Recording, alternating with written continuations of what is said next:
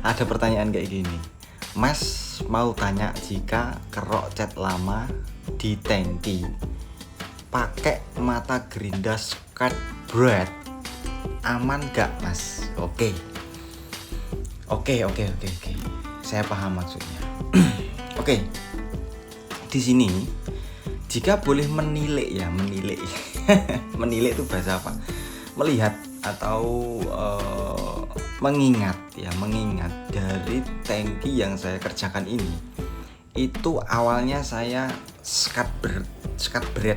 Skateboard itu mata gerinda yang terbuat dari serpian karbonat kalau nggak salah, dicampur dengan serpian batu amplas kalau nggak salah atau batu keramik atau gitu. Dan dia itu tidak mengikis bagian platnya ya, jadi tidak mengikis seperti mata gerinda pada umumnya. Dan itu bisa dilakukan atau diaplikasikan ketika kita pengen mengupas cat lama ataupun mengupas jempol di atas plat. Itu sangatlah aman. Dan ini kenapa kemarin saya lakukan skateboard dulu, habis itu saya amplas lagi menggunakan ukuran 80 terus 120.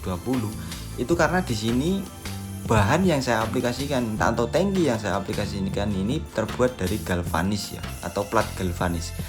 Kita tahu sendiri bahwasanya galvanis itu memiliki konsentrasi tinggi yang melapisi besi untuk mencegah korosif ya. Karena galvanis itu biasanya plat-plat ataupun besi galvanis itu biasanya yang teman-teman kadang nemuin juga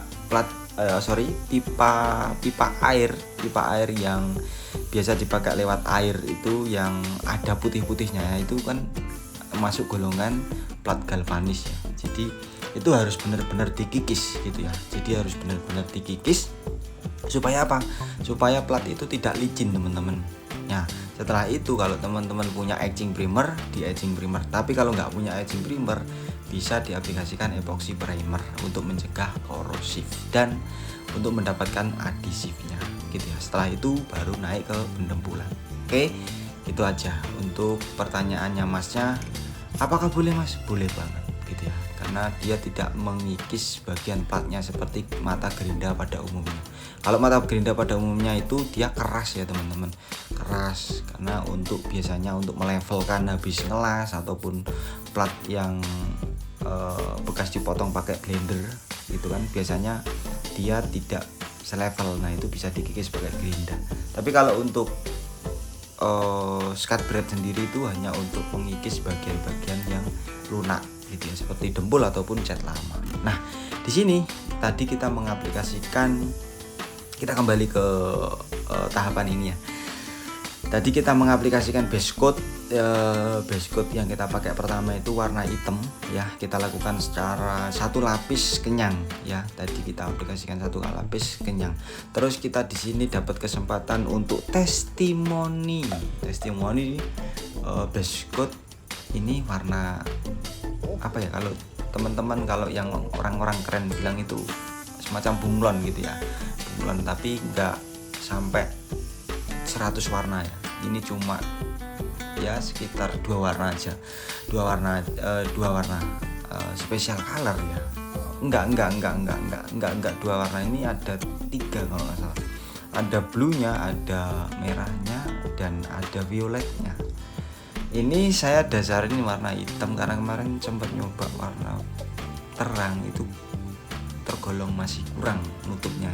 Ini review secara jujur aja dari teman kita, dari teman lama ya, dari Mas Sora Pen Kudus. Itu kita dikasih ini secara cuma-cuma, suruh nyoba ya. Dan di sini ternyata saya punya customer yang saya kemarin itu sempat ngaplikasikan di atas speed set dengan dasar hitam, dia suka ya. Ternyata ya udah kita aplikasikan di punya customer ini gitu ya.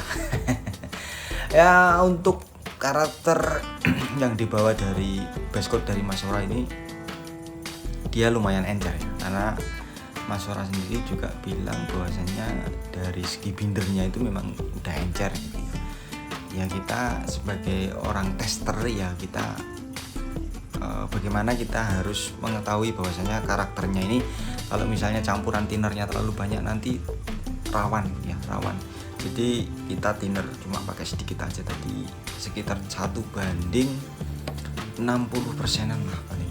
Iya 60%, enggak sampai 1/1 karena ini karakternya encer banget.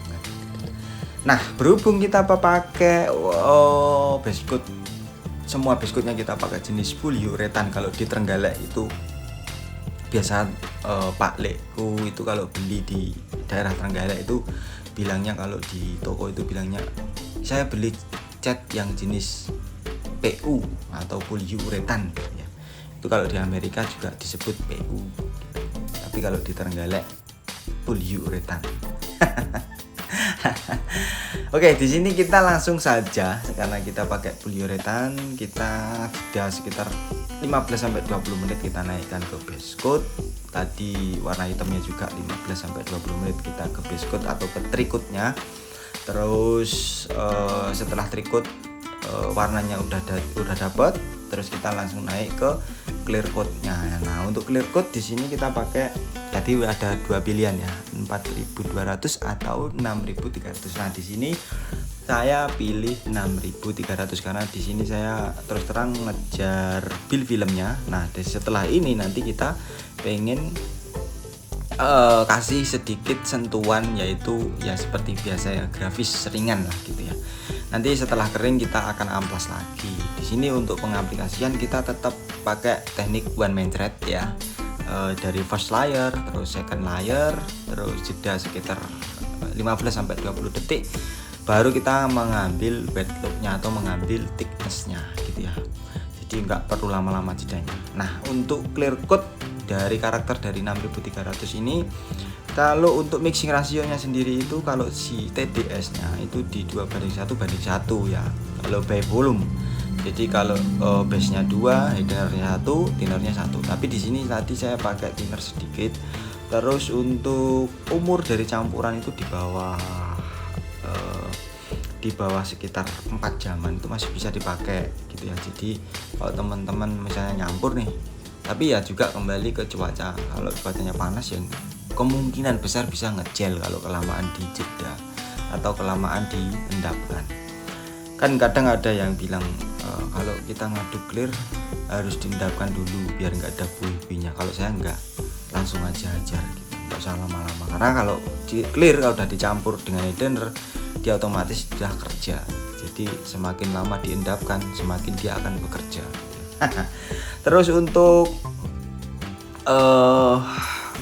viskositasnya sendiri kalau TDS itu di sekitaran 10-12 NK2. Itu termasuk tergolong encer ya. Kalau sampai 10-12 NK2 itu termasuk encer sih, nggak melebihi dari 12 ya. Jadi dari angka 10-12 itu masih tergolong encer menurut saya sih. Kalau 14 itu nanti masuknya kayak epoxy, kental banget. Nah, karena saya pakai spray gun yang tergolong besar nozzle-nya 1/4 ya.